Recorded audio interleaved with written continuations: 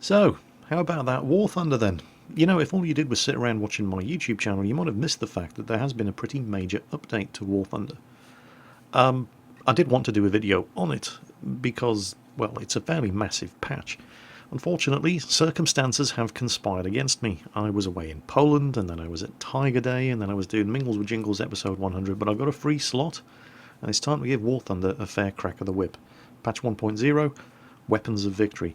It's introduced something like 40 new vehicles into the game. 3 new maps.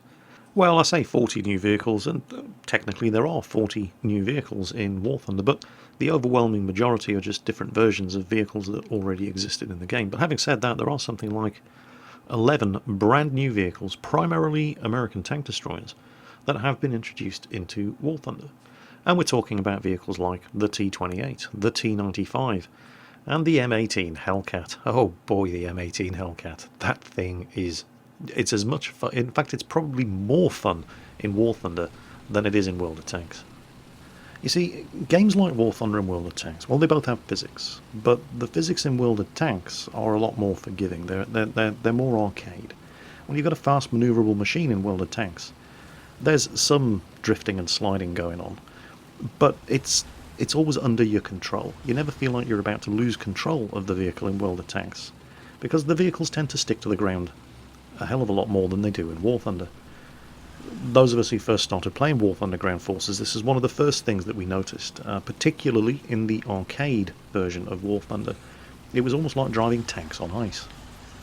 But we adapted, we got used to it, and we learned, particularly when we're playing arcade, not so much in realistic and not nearly so much in simulator, but definitely in arcade, when we're driving a fast manoeuvrable machine, we learn to keep the speed under control and not try to pull any sudden sharp manoeuvres, particularly when we were going at top speed. And that's what makes the Hellcat so hilarious, because it's almost... I don't know what it is about this thing. It's got that insane speed and manoeuvrability, but it's almost... not quite, but almost like driving a machine in War Thunder with the World of Tanks physics. This is the first time I've driven a machine in War Thunder, even in arcade, where it felt like I was completely 100% in control of the vehicle's manoeuvres, and actually able to pull off, while not being exactly the same as the tight dogfighting manoeuvres that you can pull off in tanks in World of Tanks, but able to pull off the kind of manoeuvres that are at least approximate to the kind of manoeuvres that you can in World of Tanks. The Hellcat is absolutely fantastic. In fact, I think it might be a little bit too good. Just look at this thing move. It's going faster backwards than most tanks go forwards. It's absolutely ridiculous, and it's so much fun to play. And of course, it doesn't have any armour whatsoever. It's got, I think, at the most, an inch of armour thickness, but this is War Thunder. Armour's almost irrelevant in ground forces in this game. It doesn't matter how much armour you have. Somebody sees a heavily armoured tank, they just load APCR. How's your armour working out for you now, buddy boy? And tanks are constantly getting one-shotted. Boom! There goes your ammo rack. Watch your turret pop off. So the fact that this thing doesn't have armour anyway is... it's almost like the Leopard 1 main battle tank concept. If armour is irrelevant, then let's go for speed and firepower. And it's got both of those things in buckets. Just watch this. Oh, hello, Mr. Panther. Don't mind me, I'm just going to put a shot into your side armour. How's that slow turret traverse working out for you, by the way?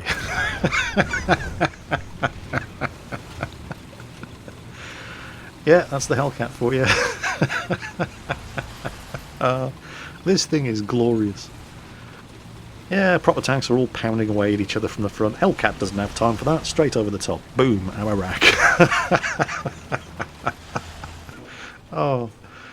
But don't take my word for it. Get a load of this. This is Soilwork Fan, and he's driving the premium version of the Hellcat. This is the M18 Black Cat. I mean, they're all basically Hellcats, and it seems to be a very popular machine, not without due cause. There are at least 4 Hellcats and Black Cats on this team. In fact, most of them are in this big solid line right behind him. This is one of the new maps, by the way, the Hurtgen Forest. Pay attention to those Hellcats behind him, though. Not the one right behind him, but the one behind him.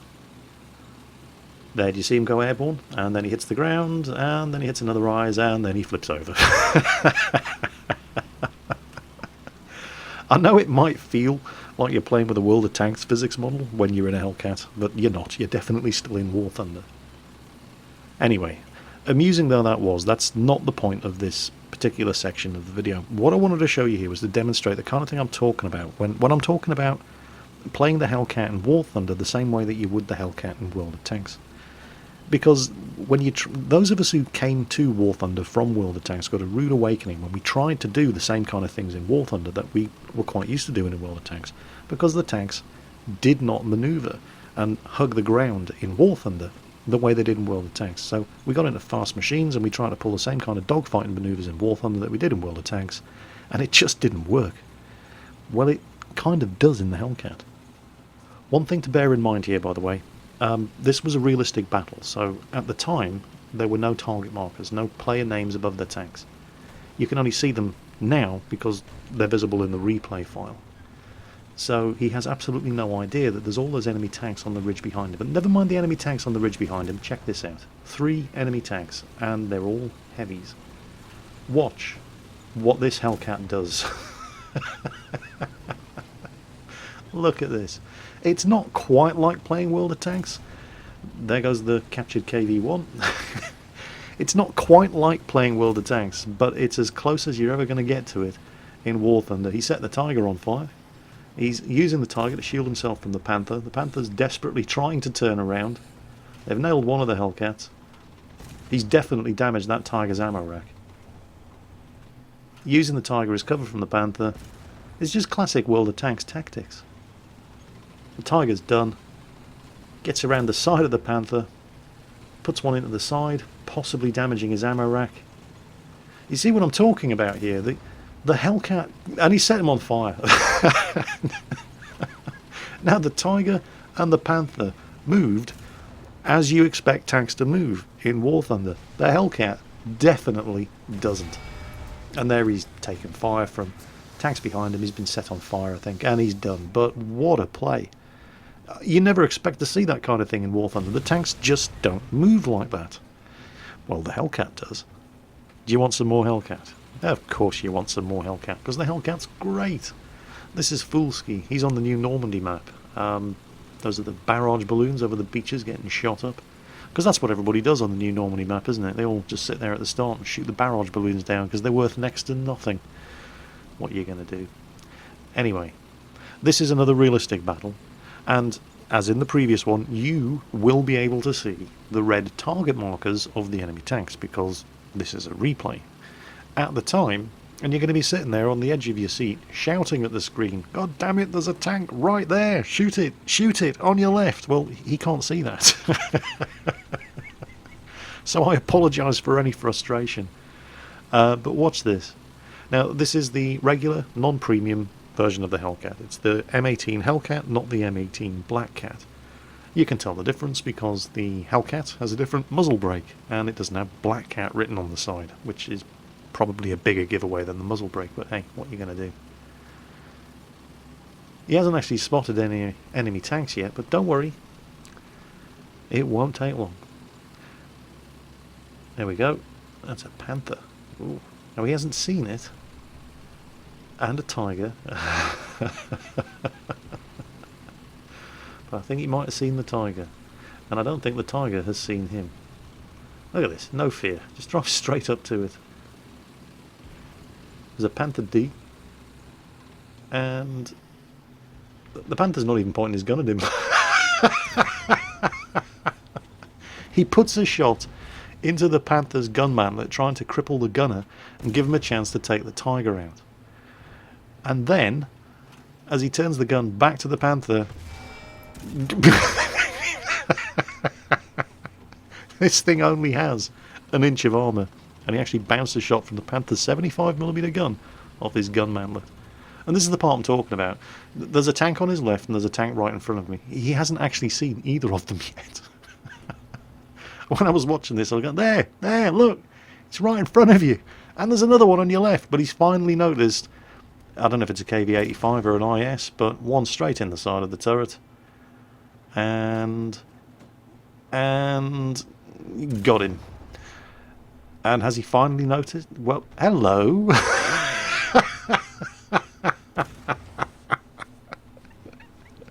Look at these guys, completely oblivious. He just drives right up to him, plants 2 shots into his ammo rack, goes for the gun, man. He's trying to knock the gunner out and give himself a chance, but the Panther's turned too far. He's exposed his side. Come on, down, down. No, don't do that. Down. He's giving you the side of the tank. Just drive up to him and kill him.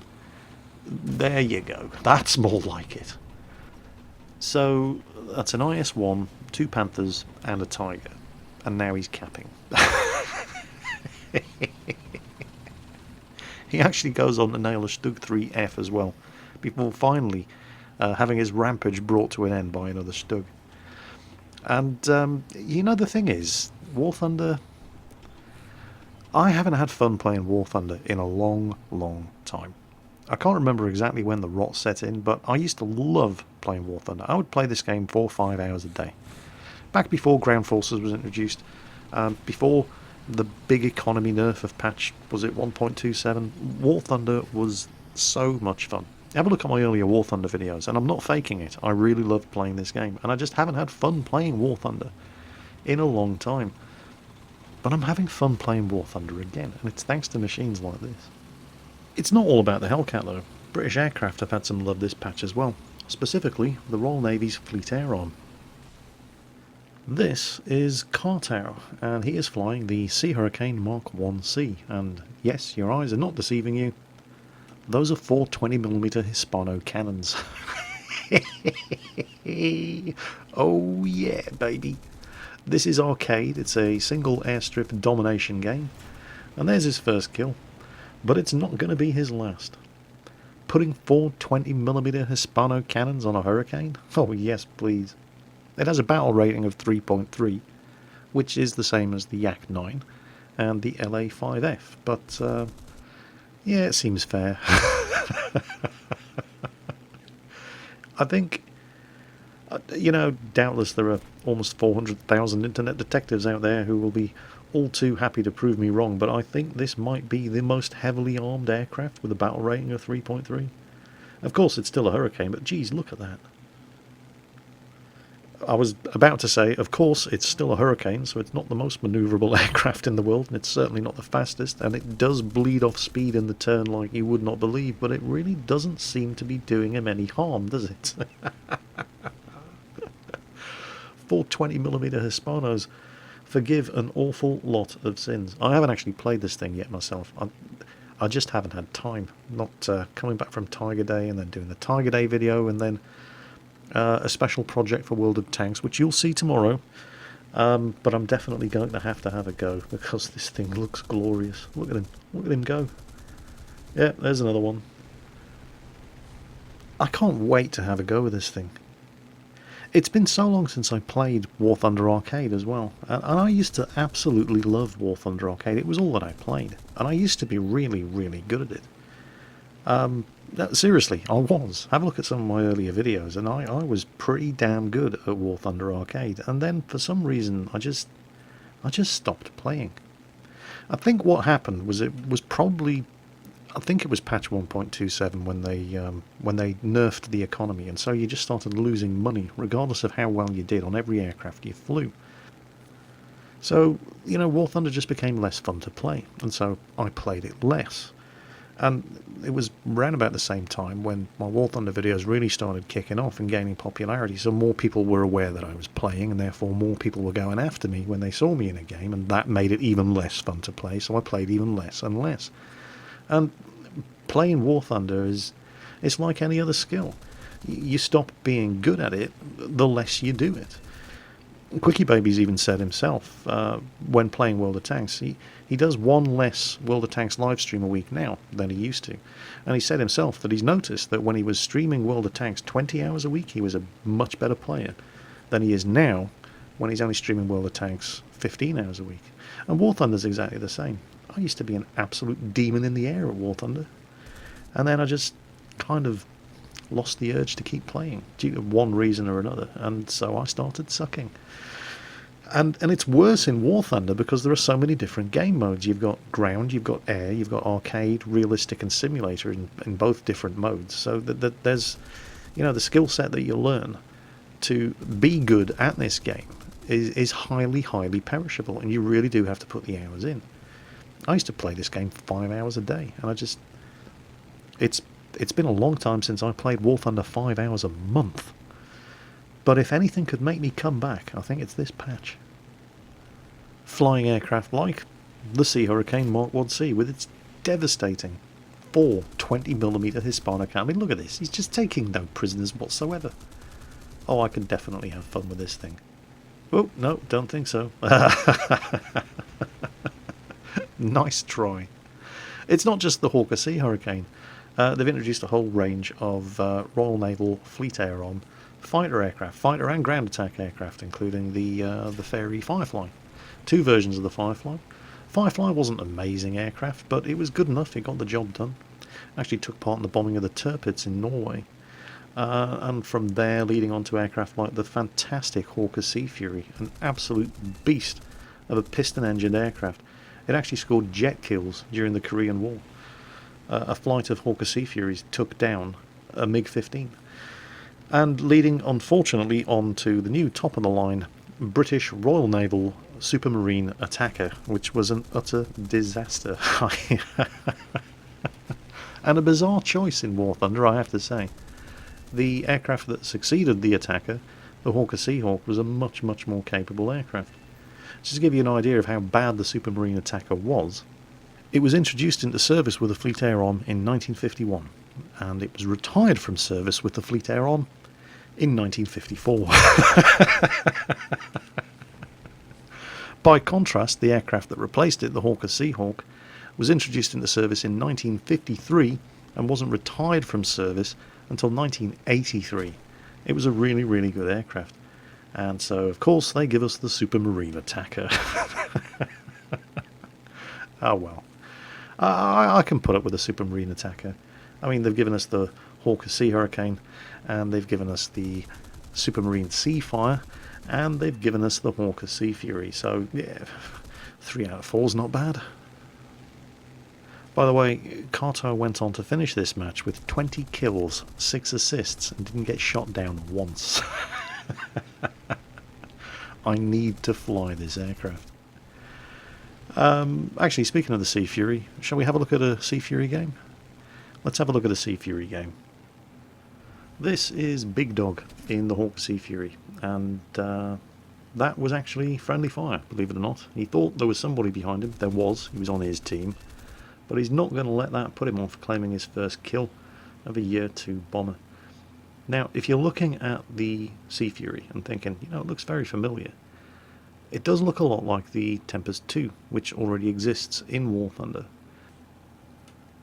The Tempest was a good aircraft, particularly the Tempest 2, but it was a bit heavy. And so, during World War II, the Royal Air Force issued a specification for a lighter version of the Tempest 2. And then, once the war ended, decided they didn't want it anymore and said, thanks for all your hard work, Hawker Aircraft Company, but no thanks. The Fleet Air Arm then stepped in and said, well, actually, we're quite interested in that. And they needed an aircraft, a light carrier-based fighter aircraft, to replace some of the designs that they were operating that were obsolete, or reaching the end of their useful service life. Look at this.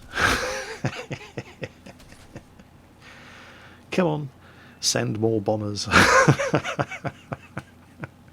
And anyway, so the Tempest Light Fighter project was born and culminated in this thing here, the Hawker Sea Fury. Fantastic aircraft. Very, very lightweight compared to the Tempest Mark II, but with a monstrously powerful Bristol Centaurus radial engine. And I don't know what it is about aircraft with radial engines. They just look so powerful. Aircraft like the Focke-Wulf 190, like the P-47 Thunderbolt, and the Hawker Sea Fury. There's just a sense of menacing power about these things. Much more so than... there's another one. Much more so than aircraft with inline engines. Aircraft like the Bf-109, and aircraft like the Spitfire. I mean, the Bf-109 was functionally good-looking in a very sort of Teutonic kind of way.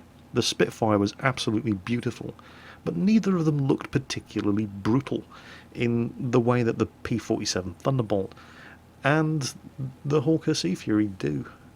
There's just something about an aircraft with a radial engine that radiates menace. This B-24 thinks he's clever.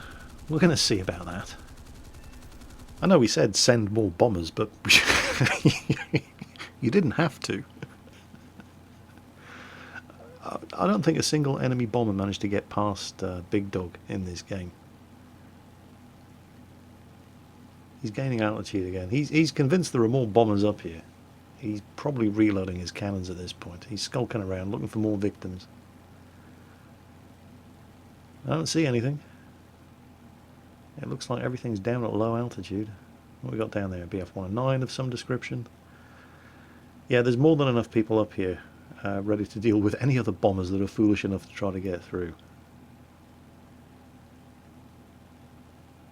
Now, it looks like the only thing we can see is actually way, way down below him. Definitely don't see anything else up here. So, well, if they won't come to you, Big Dog's going to have to go to them. What we got? There's a J2M down there. Newish Japanese aircraft. And an LA-9. And that's what we think of your LA-9s. Oh, this aircraft is magnificent. Just look at those lovely clean lines. And oh, he's picked up a tail, Yak 9P. But the power of that Bristol Centaurus engine. This was a supremely powerful aircraft. It was one of the most powerful and fastest piston-engined aircraft ever built. At an altitude of 18,000 feet, this thing would do 740 kilometers per hour. That's just phenomenal for a single-engined, piston-powered aircraft. Absolutely ridiculous. And of course, because it was so much more light than the Tempest 2, you could throw this thing around the sky as well. While it was no Spitfire, it wasn't bad in a dogfight. As a flight of MiG-15s found out to their cost during the Korean War.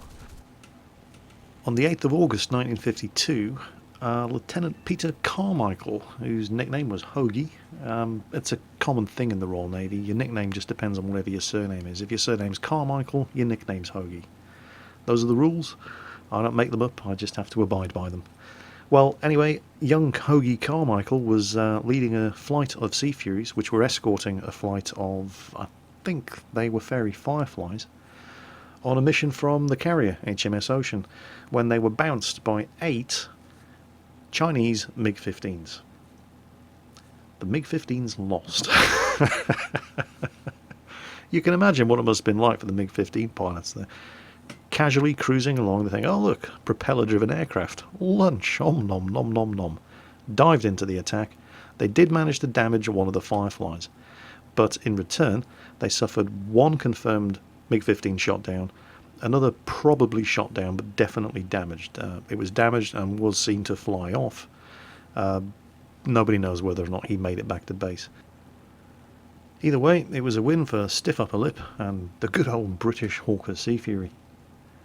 Now, you might be thinking, looking at the Sea Fury, well, hang on a minute, if you say this aircraft didn't enter service until after the Second World War, what's it doing with D-Day invasion stripes painted on it? There's quite a story behind that one as well, actually. You can actually thank America for that one, because relatively early on during the Korean War, a British Seafire was shot down by some trigger-happy idiot in a B-29 Superfortress. Because, you know, a Spitfire looks just like a MiG-15, doesn't it? But anyway, accidents happen. And in order to make sure that accidents didn't continue happening, from that point on, all Commonwealth aircraft, all British Commonwealth aircraft involved in the Korean War, were given the Normandy invasion stripes. Actually, you know, I do realise that now I've said that, there's going to be a massive shitstorm in the comments of this video, where dozens of keyboard warriors are all going to be arguing about trigger-happy Americans. Look, guys, there's a thing about war. You know, we're all sitting here playing games about war, and it's difficult to imagine exactly what it is like for the guys on the ground or in the air. You know, they're just young men in life-threatening situations, terrified, and they've got guns, so accidents are going to happen. B-29 gunner's job was to defend his aircraft. He's in hostile territory, he sees an aircraft he doesn't recognise, he pulled the trigger. It happened. They gave the aircraft invasion stripes to ensure it didn't happen again. Wow, that turned very morbid for a minute, didn't it? Sorry about that.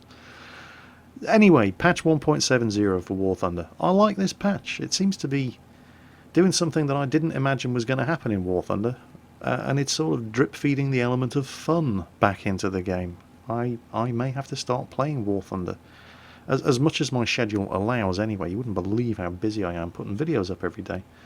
But yeah, I was almost at the stage where I'd just given up on War Thunder completely. I mean, I didn't want to go ahead and admit it, but well, you can see how infrequently I've been doing War Thunder videos lately. But if anything's going to bring me back to the game, it might be patch 1.70. I'm definitely going to have to give War Thunder another chance. So, there you go. War Thunder, patch 1.70, Weapons of Victory, reintroducing fun to the game. I know, what a shock. Nobody would have seen that coming. I hope you enjoyed the video, folks. I think I might have to actually go and play a bit of War Thunder now. Take care, and I'll catch you next time.